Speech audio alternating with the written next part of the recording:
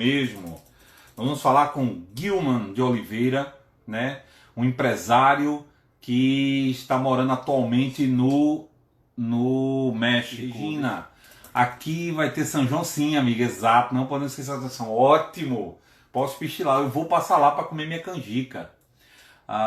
Postos SPX, sempre com grupo de Slub. Isso aí, Luiz. Poxa, muito bom. Dois dos meus Gilman, tudo bom, meu amigo? Como é que você tá? Tudo jóia, tudo jóia. Beleza, beleza. A galera está começando a entrar aqui. Hoje é feriado, né, nacional aqui no Brasil. Oi, Dani Dia de Castro. Corpus Christi. Opa, o pessoal está começando a entrar aí. Temos uma presença ilustre aí, tem dois clientes meus aí, o grupo, a Regina, CEO do grupo Pichilau, né? E Luiz Cláudio, né, do grupo SPX. A Regina está falando aqui que vai ter uma festa grande na Rede Pistilau amanhã, que é a festa dos namorados, né? Quem abastecer ganha um biscoito e pode ganhar um passe para o paraíso. É a promoção de pipa, não é isso, Regina? Promoção de pipa, se eu não me engano. Dani de Castro, Dilson, né, do Grupo Almeida, seja bem-vindo, Dilson. Tá aí, Desterro, fazendo participação aqui na nossa live. Bom, pessoal, o mais importante é o seguinte: a gente tem acompanhado muito os casos de coronavírus em diversos países do mundo e hoje o epicentro, né, dessa pandemia está se concentrando nas Américas. Né? Culturas diferentes, modos diferentes de lidar, né, com esse tipo de combate. E hoje eu trouxe um convidado especialíssimo mesmo, né? Gilman Oliveira, ele é microempresário, já faz um pouco tempo que ele está morando lá no México, mas ele vai poder falar um pouco dele aí. E a gente vai poder bater um papo muito legal para tentar entender, né, o que o México tem feito, qual é a percepção que ele tem em relação ao combate do coronavírus, ao empreendedorismo, né, num país latino, né, tão perto ali, vizinho aos Estados Obrigado, Unidos. Roberto. Né? Obrigado aí Seja bem-vindo, por essa Gilman, e a palavra oportunidade é aí que você está me sua. dando. Da gente poder, na verdade, expor, mostrar um pouquinho da nossa realidade nas Américas, né? A gente sabe que a gente vive numa região de diversidade cultural muito ampla, né? Então, isso nos chama muito a atenção em descobrir como outras regiões têm se portado, têm se preparado com relação dessa epidemia. Um abração aí para o Júnior, entrou na live agora aí. E então, a gente vai. Eu prefiro dar um panorama, basicamente. Primeiramente, eu quero me apresentar para vocês, para quem não me conhece, né? Eu me chamo Guilma Guazina de Oliveira e há pouco tempo a gente decidiu vir morar no México. E você pode me perguntar, mas por quê? Por que que você... Por que o México? Tem tanto lugar, a gente que é brasileiro às vezes pensa muito, hoje em dia a gente tem pensado muito na Europa, né? Muitos brasileiros têm migrado para a Europa, principalmente para Portugal. Mas por que o México? Então eu vou contar um pouquinho da minha história curta e vou passar para o dito da nossa conversa, que são os desafios no combate aqui com a Covid aqui no México, né? Então, por que que eu escolhi o México, na verdade? Porque a minha esposa, ela é mexicana, né? Então eu conheci ela desde 2014, nós nos conhecemos, nos casamos e moramos um tempo no Brasil e viemos morar aqui no México. Mas especificamente, a gente escolheu o México também porque ela é daqui, mas fato exclusivo, na verdade, e nos estabelecemos principalmente nessa região onde nós moramos, que é na cidade de Hermosillo. Hermosillo, para quem não conhece o México, para a gente situar vocês direitinho, é uma cidade que é a capital do estado de Sonora. Sonora é o segundo maior estado do México, apenas atrás do estado de Chihuahua, certo? Fica na região noroeste do México, norte-noroeste, faz fronteira norte com o estado do Arizona, que está já nos Estados Unidos, na região, na parte mais noroeste, com a Barra Califórnia, que são os estados vizinhos, ao sul com Sinaloa. Então deu para dar uma ilustrada, né, e do que realmente é esse estado aqui. Mas vou falar um pouquinho agora por que a gente escolheu vir especificamente para Hermosídio, que é a capital desse estado. Hermosídio é uma cidade de médio porte, parecida com Natal, o porte parecido com Natal, porém é uma cidade que está crescendo ainda, aos poucos, certo? Está tendo desenvolvimento aos poucos de econômico. Então, a princípio é isso, a gente vai dando uma alongada. Beleza, beleza. Irmão, muito obrigado. Deixa eu só dar um alô aqui para a galera que está entrando. Entrou uma galera muito boa aqui. A Dani de Castro, não é isso? O Soluções de Consultoria, meu amigo Carlos, seja bem-vindo. Júnior também. Júnior, seja bem-vindo, meu irmão. Boa noite. Nosso Legado Mulheres, poxa, seja bem-vindo também. O psicólogo Francisco Wagner. Botar uma galera boa. Minha coordenadora de lives, Tassiane, seja bem-vinda, Tassi. A Rebeca também. Um portal que eu adoro, que é o Qualidade Todo Dia, também entrou, seja bem-vindo. Mauro Pião, de Alagoas, Maceió, seja bem-vindo, meu amigo. A doutora Daniela Medeiros, tenente do Exército Brasileiro aí, ó. Ciao, ciao. Buongiorno, mi prima de Maura Guacina entrou da Itália agora. Opa, seja bem-vinda. O portal Pop, né? O portal Parnamirim, Rafael, galera muito boa. Abração aí pro meu irmão Rafael, que entrou também aí. Cleiton, direto do sertão de Pernambuco. O gigante consultor de finanças, Davi Miranda, seja bem-vindo. Poxa, galera muito boa. Pessoal, nós estamos aqui, podem mandar suas perguntas.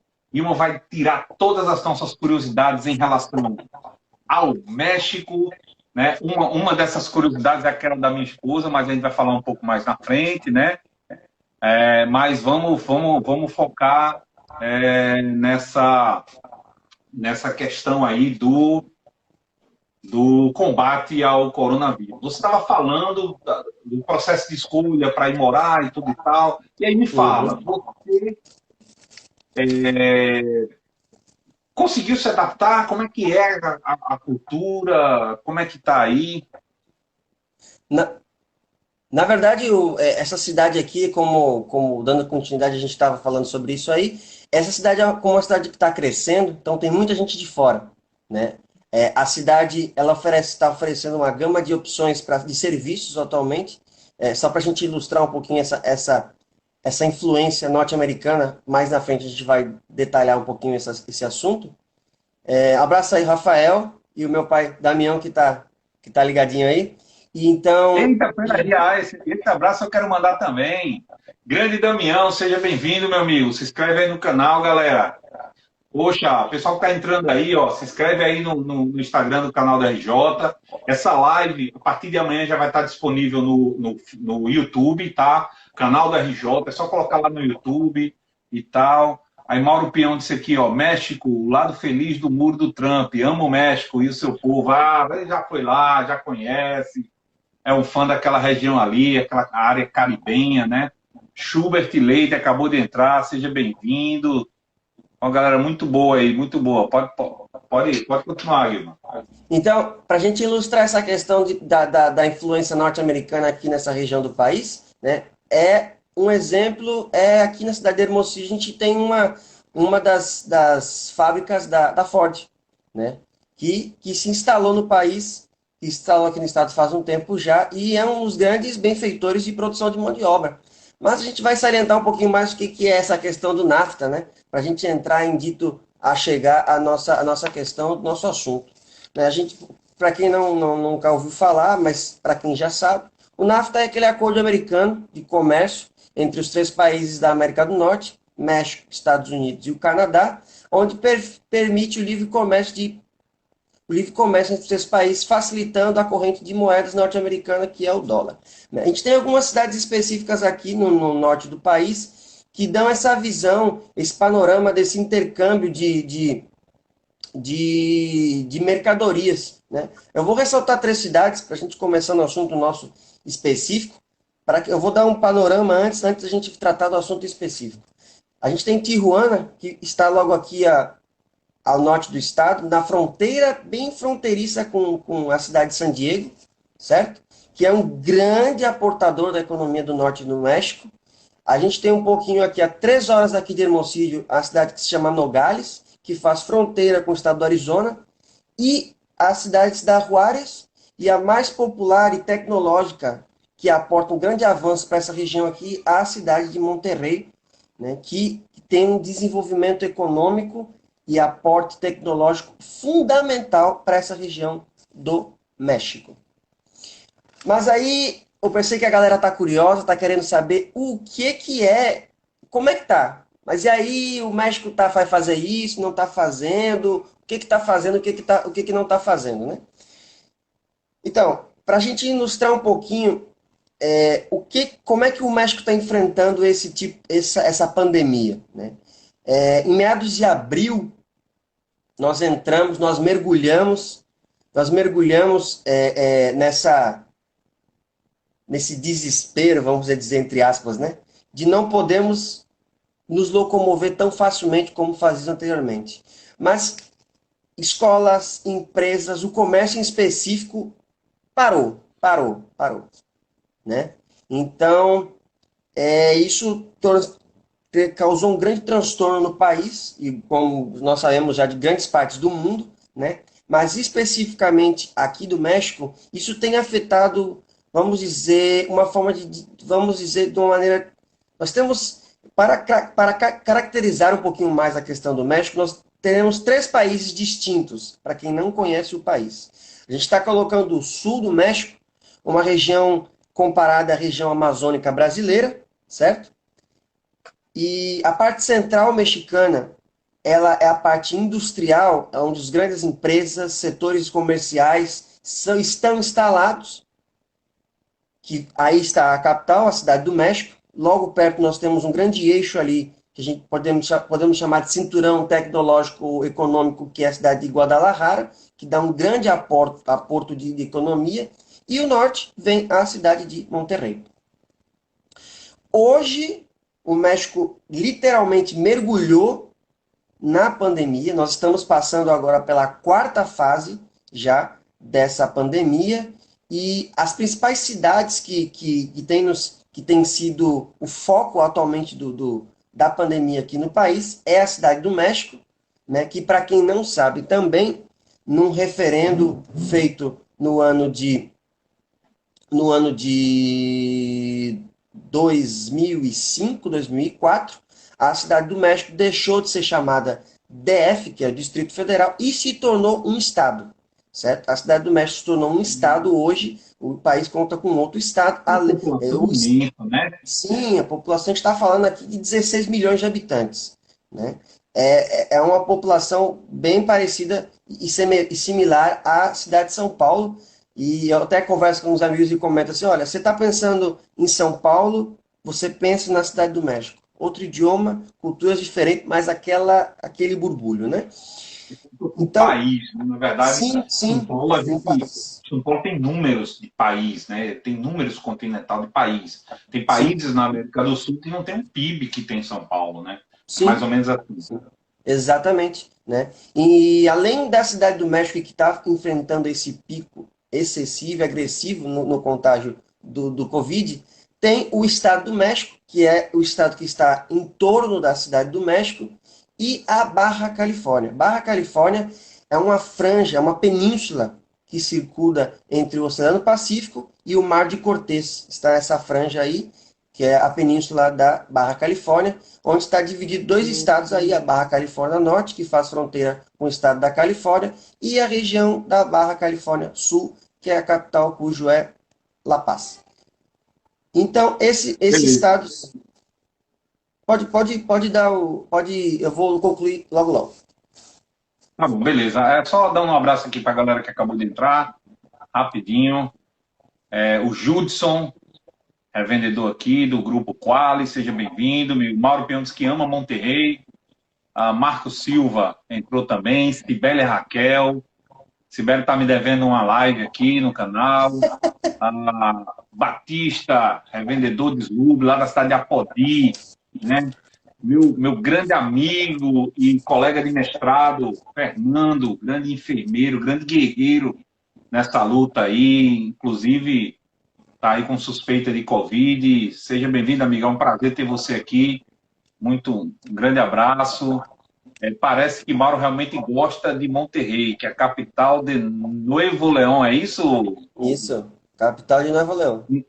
Isso. Minha amiga Verilândia Borges, seja bem-vinda. A Thaís também. Poxa, uma galera super top aqui que entrou, né? E um grande abraço aí também para o Portal Parnamirim. Grande Portal Parnamirim, grande James. Um grande abraço, meu amigo, para você. Beleza, vamos lá, gente. Realmente... Então, no enfrentamento dessa crise que nós estamos vivendo aqui atualmente, o governo mexicano estabeleceu como capa desse pacto de publicidade e combate na crise aqui, uma frase chamada "Quédate em casa", traduzindo, fique em casa, né? Fique em casa, né?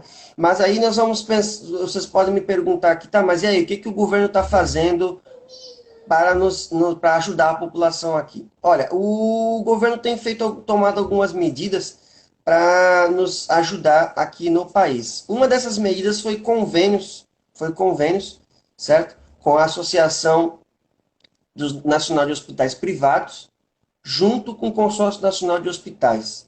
Seria esse acordo de associações que o governo proporcionou, foi para que não superlotassem apenas os hospitais, não sobrecarregassem, na verdade, seria a palavra, os hospitais públicos, mas também que os hospitais privados pudessem dar esse suporte, né?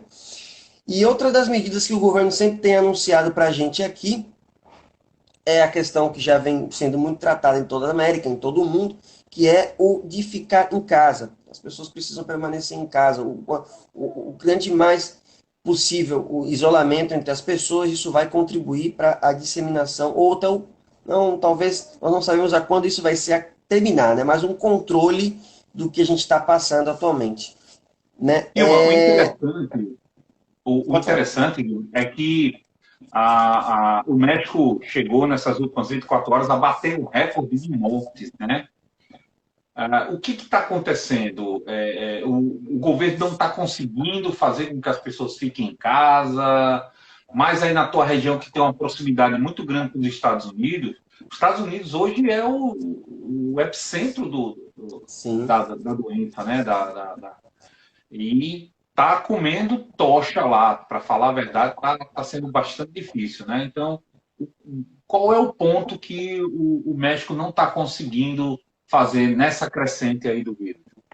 Na verdade, a gente pode pensar um pouco do retrato do nosso país, né? Que o Brasil ele tem um pouco de característica econômica com o México, né? Então, a economia mexicana também é uma economia muito frágil, como é a nossa brasileira, né? E tem sofrido muito com essa pandemia. Mas o ponto disso, onde eu quero chegar, na verdade, é que a realidade é que nós não vamos aguentar muito tempo dentro de casa, né? A população não vai aguentar muito tempo de casa, tratando-se de países de muitas pessoas que vivem ao dia, que trabalham diariamente, que precisam no popular dizendo, ganhar o seu pão de cada dia, ali trabalhando com pouco, juntando com pouco, né? Muitas pessoas são assalariadas e precisam trabalhar, né? Muitas pessoas precisam desse trabalho, né? Como você bem ressaltou, né? O país ele está aqui limite com o grande epicentro do mundo. Atualmente, hoje, os Estados Unidos alcançou a marca de 2 milhões de infectados, né? Então, é uma marca absurda, é uma marca extremamente grande. E o México também anda por esse caminho de aumento de casos e de mortos também. E só para a gente ilustrar um pouquinho, para a gente falar de estatística agora, hoje o país está caminhando com 117 mil infectados. É um número bem expressivo, né? Um número bem expressivo para um país desse tamanho. Mas vocês podem me perguntar, tá, mas por quê? Por que que talvez se está perdendo esse controle, como está acontecendo parecido como no Brasil, né? Por que o que que as pessoas estão fazendo? Olha, como eu havia falado anteriormente, as pessoas precisam trabalhar, as pessoas precisam pagar as contas, as pessoas precisam comer, né? Então, infelizmente, muitas dessas pessoas têm ido às ruas, né? Infelizmente, muitas dessas pessoas têm descumprido algumas dessas regras governamentais para que nós permanecêssemos em casa. Exceto com são emitidas normas governamentais com exceções e pessoas que precisam, por exemplo, nós temos exceções para estarmos na rua, como ir ao médico, comprar um medicamento, fazer compras, auxiliar um idoso. São poucas as exceções que nós podemos permanecer na rua. Tirando essas exceções específicas, você deve permanecer em casa, né? Infelizmente, esse estado em específico, Sonora, tem apresentado um alto índice de pessoas na rua. O isolamento aqui tem sido bem baixo mesmo. Na semana passada, o próprio secretário de saúde do governo, né, federal, emitiu uma carta específica para esse estado e para o nosso estado vizinho de Chihuahua, né, de um alerta já, em tom de extrema preocupação do alto nível de casos e do baixo número de porcentagem de isolamento que esse estado tem apresentado, né? É uma preocupação específica do governo federal de se manter o controle nesse estado. Só para a gente para vocês terem uma ideia de como eu estou falando dessa questão do monitoramento, de que realmente o governo está bem preocupado com relação a isso. Aqui na cidade de Hermosillo, especificamente, em certas horas do dia, a Marinha, que é a força militar responsável por esse controle, né? Existe um monitoramento aéreo, certo? Para vocês terem uma ideia, eles colocam um helicóptero sobre a cidade para fazer um mapeamento das regiões da cidade que estão apresentando o maior índice de números de pessoas na rua, de aglomeração. Né? Em torno de manhã...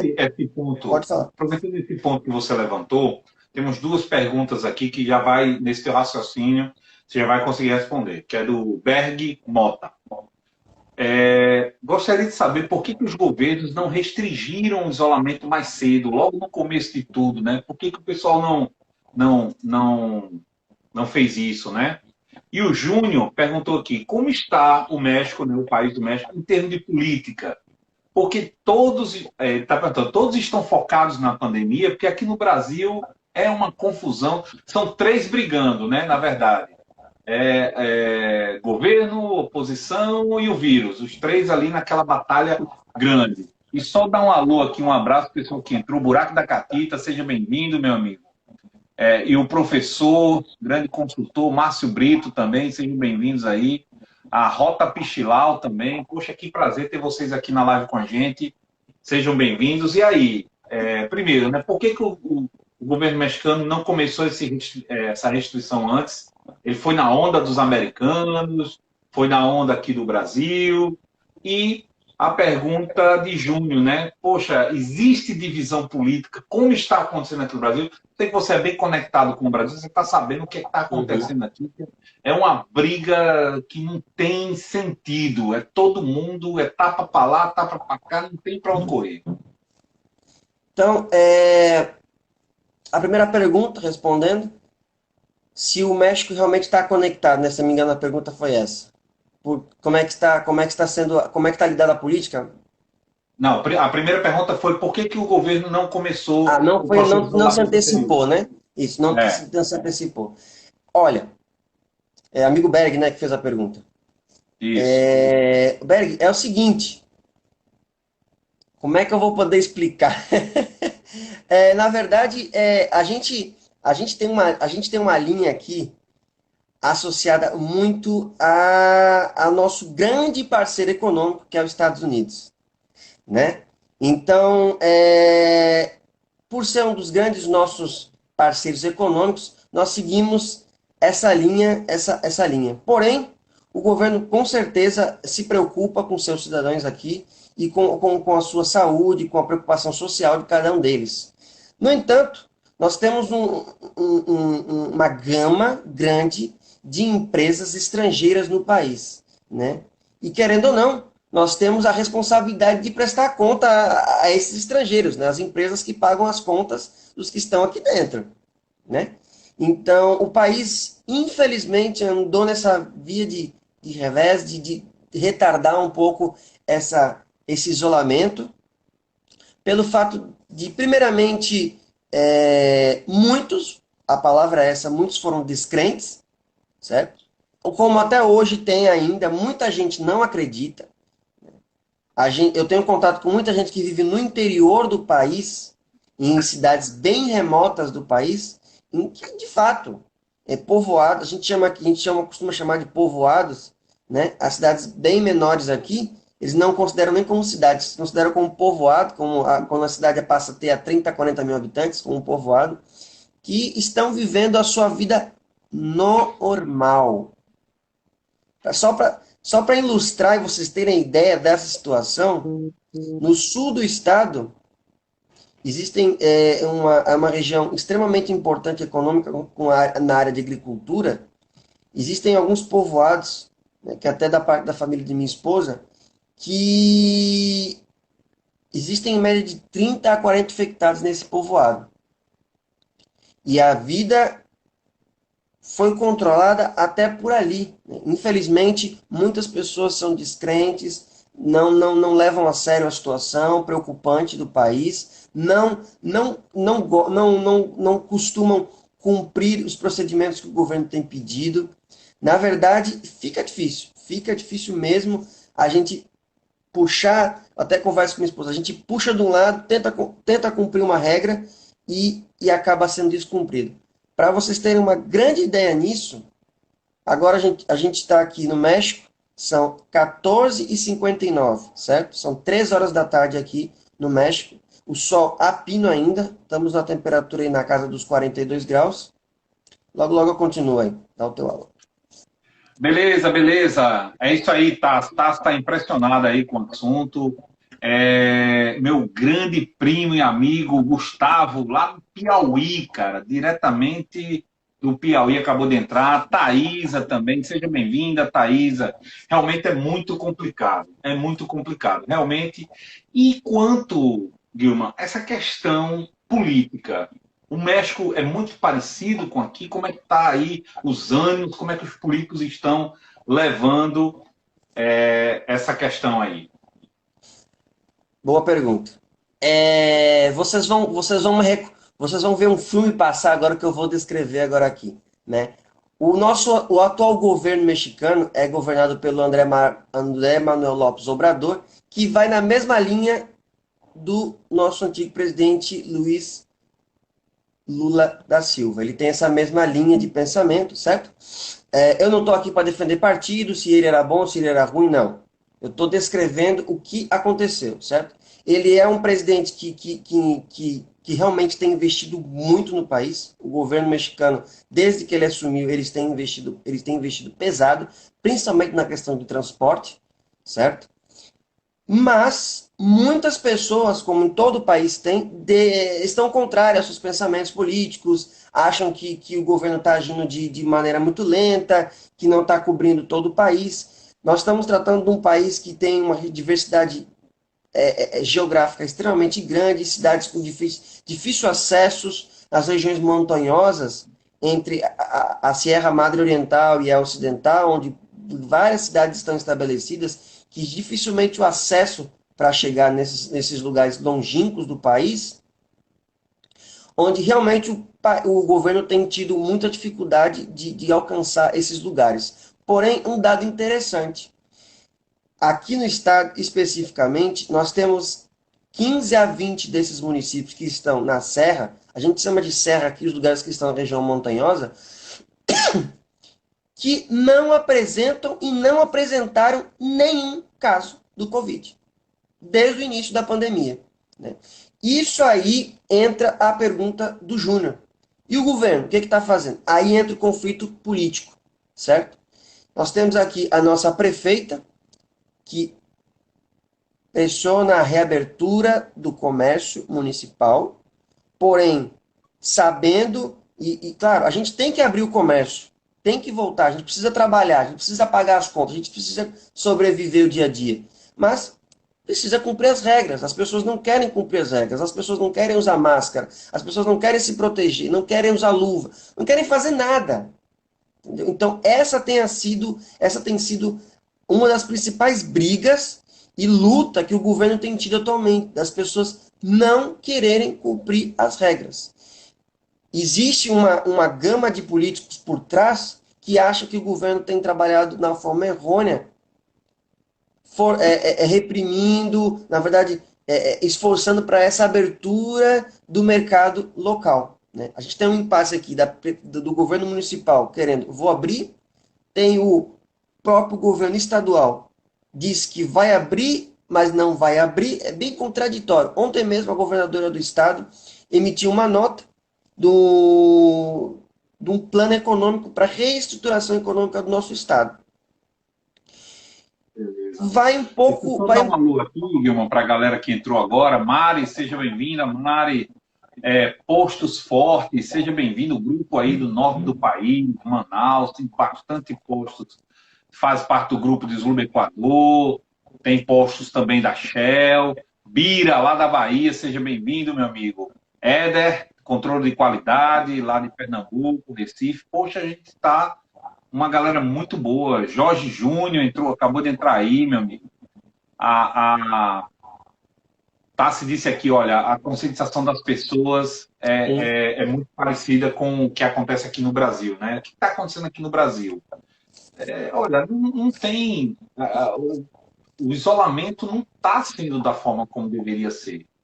Eu sei que existe uma questão muito problemática, né, sobre a questão econômica, e eu acho muito importante e relevante. A gente elegeu essas pessoas para que eles pudessem tomar conta disso. Né? O Reinaldo aí, Reinaldo, seja bem-vindo, meu amigo, também. Grande abraço. As pessoas precisam trabalhar, precisam de emprego. Então, muita gente chega e fala, olha, o mais importante é fazer o isolamento parcial, fazer tudo bem. Como é que se faz um isolamento parcial? Testagem. Você testa a população, separa quem está com vírus, separa os grupos de risco e age. Faz a sistemática de procurar. Você tem que procurar fazer o caminho do vírus, né, para que você consiga fazer o combate e evitar que ele se alastre. Se eu não me engano, o filme chama-se Contágio. Tá? O filme Contágio. Se você assistir esse filme, não é de agora, já faz alguns anos. Se você assistir esse vídeo, você vai ver, caramba, é o que está acontecendo. As coisas da mesma forma como está acontecendo hoje. Só que no Brasil a gente tem um viés extremista, que é o pessoal da negação, o pessoal que quer negar que não está acontecendo nada, que não é nada, é só uma gripezinha. Você tem o pessoal do alarde, que é os opositores, que querem se aproveitar disso. Né? Nós já estamos aqui na terceira operação da Polícia Federal sobre compra de respiradores superfaturados. Né? Hoje, ou foi ontem de manhã, se eu não me engano, já estourou a terceira operação. Então, isso quer dizer, a gente não está conseguindo combater, está nessa briga política e a gente fica sem rumo. As pessoas querem estar certas, as pessoas querem estar certo. Olha, eu quero estar certo. Mas ninguém quer resolver o problema. Eu não queria estar certo. Eu prefiro estar errado. Mas eu queria que se resolvesse o problema. Né? Então, como é que é essa percepção aí no México? Né? Existe essa divisão de pensamentos? É por isso que as pessoas não fazem o isolamento? Ou é só uma questão de cultura mesmo, de informação? Olha, tem os dois viés aí da situação. A questão de pensamento político e ideológico é forte, presente, né? A gente tem o costume de dizer que o latino é mais teimoso, né? E realmente é de fato isso, sabe? A gente tem eu percebo assim que isso é muito presente. Para citar isso claramente, isso acontece todos os dias aqui no meu bairro. Por que que eu estou dizendo isso? Já fazem que 2 semanas, 3 semanas especificamente, que eu vou a um supermercado próximo de casa e ninguém está usando máscara. Você vê crianças no playground, você vê pessoal passeando na rua, fazendo caminhada. Muita gente, depois das 7 horas, que é a hora fresca aqui na cidade, que refresca um pouquinho, já, a gente baixa um pouquinho a temperatura, muita gente na rua. Digo a você, ninguém usa máscara. Ninguém. E eu até falo, brinco com a minha esposa, ou a gente está muito louco, ou a gente realmente está se cuidando. Então, eu prefiro continuar taxado como louco e permanecer cuidando das medidas. Claro, se você vai um pouco mais para a parte central da cidade, existe um policiamento muito forte da Polícia Municipal, e sim, aí um pouco aumento do número de veículos e as pessoas são um pouco mais conscientizadas. Só pode andar uma pessoa dentro do carro, mais de um, a menos que for carro de passageiros. Se for carro familiar, sem ser de transporte particular, o carro é multado. Certo? É uma característica daqui. E o governo o governo municipal tem trabalhado muito com isso, as pessoas realmente se conscientizarem, né? De permanecer em casa, de evitarem a excessividade de estarem na rua. É difícil, como a Tassi já comentou, e a questão de conscientização, o Beck também disse agora, as pessoas precisam se conscientizar. E a palavra vem a ser também simples, acreditar, porque muita gente não acredita, certo? Verdade, Muita gente verdade. não acredita. Gilman, acabou de entrar aqui na nossa live, Rocine Lins, né, do Grupo Pichilau. Poxa, que honra. Muito obrigado por estar entrando aqui. O Grupo Pichilau está com uma super campanha. Todo o grupo, os postos de abastecimento do Grupo Pichilau servem como apoio para o caminhoneiro, que é uma classe que está aí ajudando a levar esse país para frente. Eles começaram em alguns postos aí, uma parceria com o SESC Senat para fazer teste de Covid. Cara, muito feliz aí com o Grupo Pichilau, sou fã desse grupo mesmo, né? O Júnior falou, olha, todo dia muda o ministro. É verdade, tá complicado. Entrou aqui também da Helena, poxa, convido todos vocês a seguir o Instagram da Helena, ótimas dicas de culinária, poxa, que honra estar aqui com a gente, muito bom. Fabiola Lucena, o amor da minha vida, acabou de entrar, isso significa que Vinícius dormiu. Que ela entrou na live é porque Vinícius dormiu, meu amor. E daqui a pouco a gente vai falar, viu, meu amor, sobre a Noite dos Mortos. É isso? É assim que chama? La Noche de los Muertos. A Noite dos Mortos. Depois a gente vai falar. Essa é um traço cultural muito importante do México. A gente é super fã. O Berg falou que é complicado. O Jorge Júnior disse, mas já foi comprovado que os assintomáticos não transmitem o Covid. Verdade. Mas eu vi também, Júnior, que a OMS voltou atrás e disse, não, isso foi um estudo pequeno, ou seja, uma guerra de informações, né? Túlio acabou de entrar aqui. Poxa, galera, é bastante interessante esse ponto de vista, né, Dilma? Uma cultura, Emílio Melo, seja bem-vindo, grande Emílio, assessor aí do nosso deputado Girão, né, deputado o general Girão aqui do Rio Grande do Norte. E o Berg disse, os governos, Roberto, estão batendo a cabeça e a população aqui sofre. É verdade. O que a gente sente aqui, Gilman, é que os governos não sabem para onde ir. Como o Jorge Júnior acabou de falar, a OMS está perdida, se a Organização Mundial de Saúde está perdida, imagine o governo dos estados. Né? A gente teve quase 90 dias para se preparar. fazer hospitais. E aqui em Natal, o que eu vou dizer para você? O que está acontecendo aqui em Natal? Um dos hospitais referências aqui da rede pública fechou as portas e disse, olha, a gente não recebe mais ninguém, estamos hiperlotados, que é o São Lucas. E não tem hospital de campanha. Chegaram para cá, o governo federal mandou 80 respiradores. 80 respiradores. São 80 pessoas que poderiam estar sobrevivendo ao Covid se esses respiradores estivessem funcionando no hospital. Mas estão aqui parados porque o governo não tem nem onde botar. Não tem onde botar. Tem hospital de campanha, não aumentou leito, não fez parceria. E agora? Né? Então, o dó que dá é que, além de não estar usando aqui, poderia estar usando em outro lugar e não está. Então, assim, os governos estaduais, a Prefeitura de Natal ainda vejo tomando algumas atitudes, alguma coisa, mas ainda é muito frágil. Só dar um abraço aqui para Mauro Vital, grande jogador do CSA de Alagoas. Seja bem-vindo, meu amigo. E o pastor Daniel, seja bem-vindo, pastor. Grande audiência aqui de vocês. Está espetacular hoje a nossa audiência. E eu vou te jogar aqui uma bola, na verdade. Esses traços culturais que a gente vê, o que é parecido com o Brasil e o que você acha que é diferente? Na tua opinião. Deixa eu ver aqui. Olha, por exemplo, o México é apaixonado por futebol? Sim, tem uma particularidade muito grande para o futebol. E para vocês entenderem um pouquinho mais, essa questão da paixão pelo futebol, ela está mais concentrada especificamente nas regiões mais centro do país e sul. Por quê?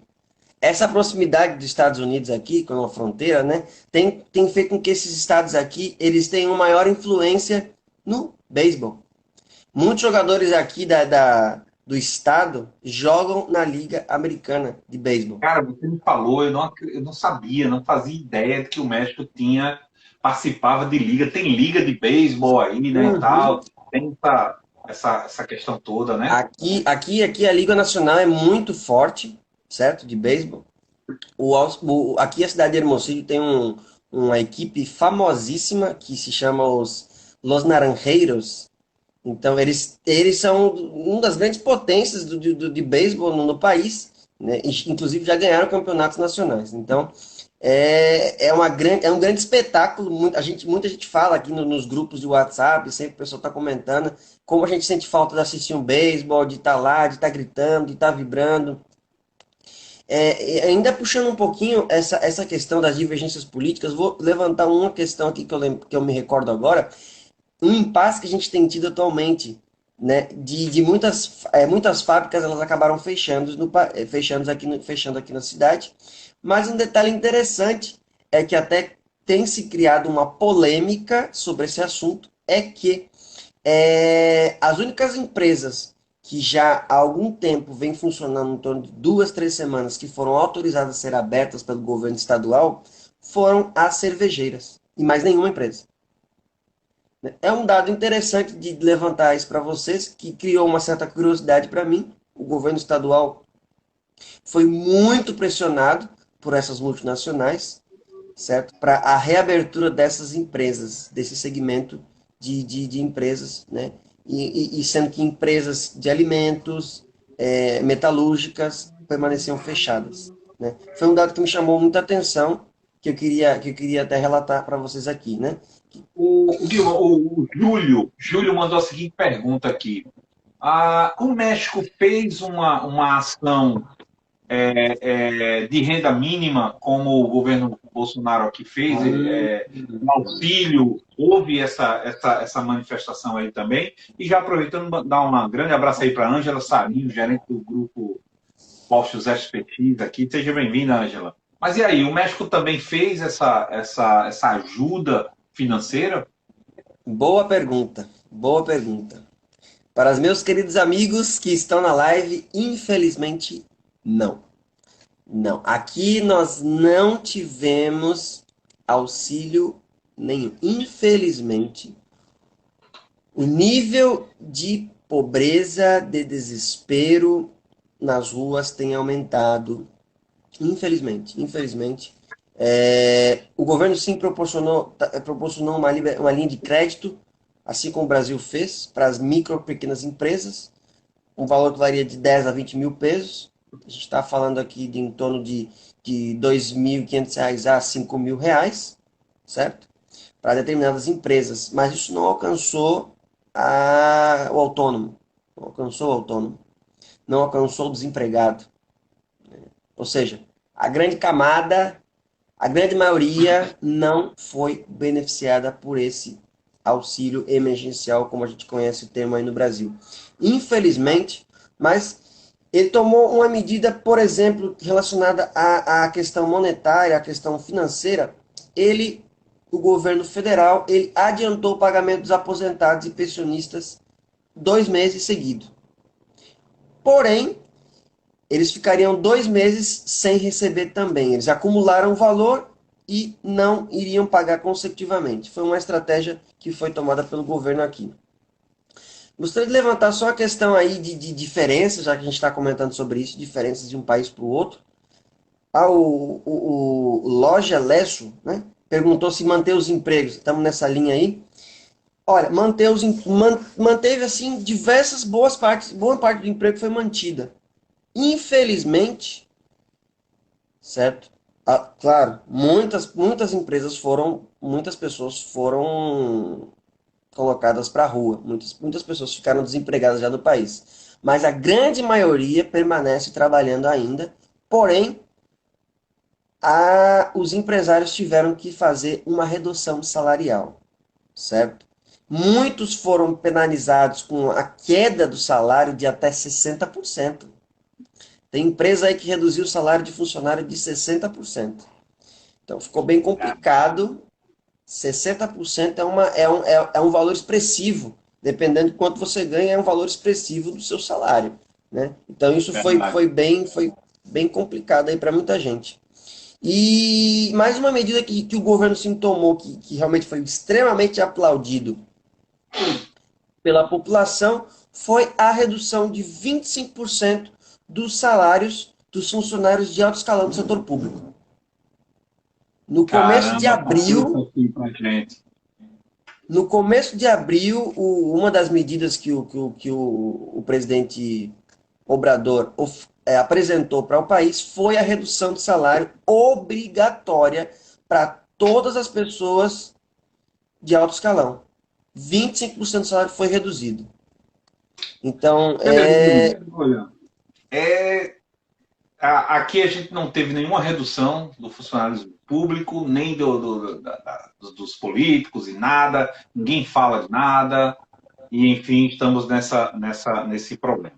Nós já estamos chegando aqui ao nosso final, né? O Instagram ele tem um tempo recorde aí, tem um tempo de cortar a nossa live e, cara, muito assunto, muita coisa que eu queria falar contigo, muitas perguntas, mas infelizmente a gente vai ter que encerrar. E eu queria deixar aqui para vocês, poxa, se inscrevam aqui no Instagram, sigam o canal do RJ, se inscrevam lá no canal do RJ no YouTube. Amanhã essa live vai estar lá completa para você assistir, você passa até onde você quer ver e tudo e tal. Vai estar disponível para vocês acessarem a qualquer momento no canal da RJ do YouTube, tá certo? Então vá lá, clica no sininho, compartilha, comente. Se quiser falar mal, fale mal, mas escreva lá. Ajuda, até falar mal ajuda. Se você não gosta desse vídeo, manda para alguém que você não gosta. Se você gostou do conteúdo do que a gente conversou aqui, manda para a galera. Segue aí o Oliveira BR News, é isso? Oliveira News BR. Né? Pronto, sigam também. Vamos fazer essa ponte aí. Ele tem muita atividade no Facebook, mas agora está adentrando no Instagram aqui junto com a gente. Que é um parceiro aqui do canal do RJ. E um grande abraço aí para a Juscelia, que entrou, Priscila Maia, Aldeneide Castro, de Fortaleza, Ceará, Lei Neves acabou de entrar também. A Tassi está dizendo, olha, os boletos continuam chegando, né? E o Júnior disse, o grande problema é que, antes de mais nada, essa crise, as pessoas e empresários já estavam em crise, né? O Brasil estava começando a se recuperar e aí entrou nessa bronca. A Thaisa falou, aumenta os casos e sem recursos materiais nos hospitais, verdade. Cali Fernanda acabou de entrar, seja bem-vinda. A galera aqui, poxa, obrigado pelas palavras aqui de vocês.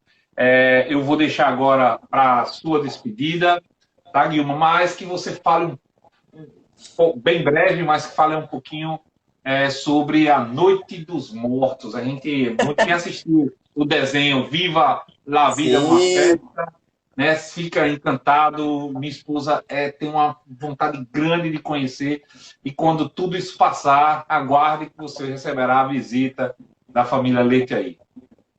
Olha, isso é incrível, excepcional. Para quem ainda não teve essa oportunidade, na verdade, a atividade específica, inclusive tem um museu, Museu de los Muertos, no estado de Zacatecas, perdão, no estado de Guanajuato, certo?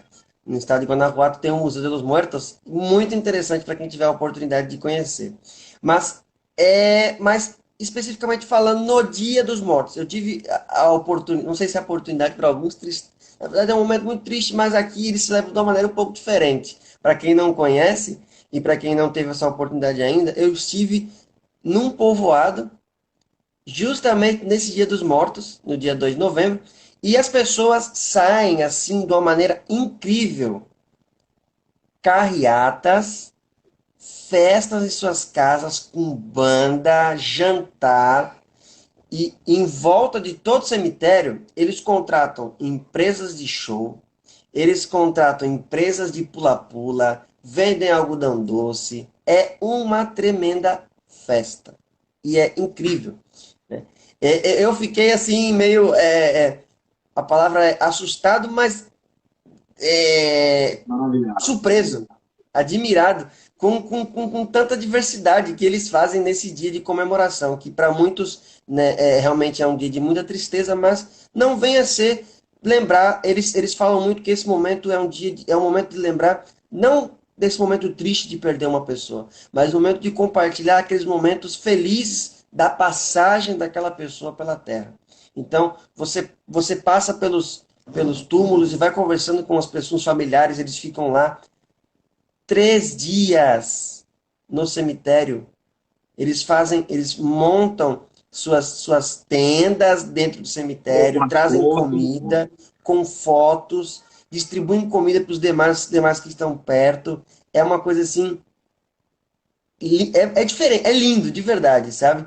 E você conversa com as pessoas, você ouve as experiências daquela pessoa que está ali. Nossa, ele fez isso, ele tinha uma família muito grande, tinha 10 filhos, o filho tal, tal. É impressionante, sabe? Então, cara, cada vez mais encantado e com vontade.